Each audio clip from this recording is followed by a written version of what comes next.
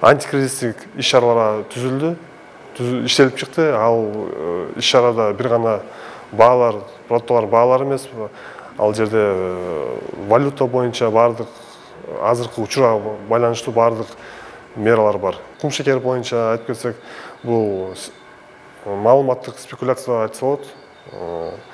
Запастар бар, просто азыр базарларда бир аз ажиотаж болду, бирок биздин кызматкерлер күнүмдүк мониторинг жана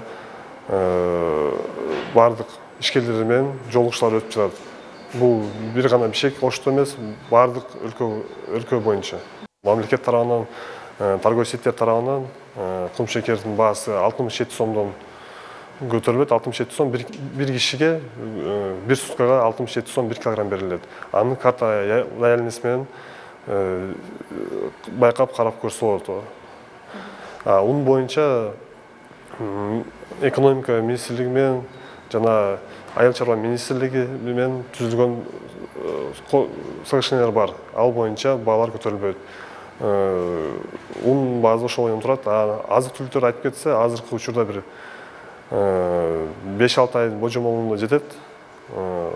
Бирок биздин башка соода партнерлерибиз менен, башка өлкөлөр менен түзүлгөн контракттар бар. Алар боюнча запастар кайра толуктала берет.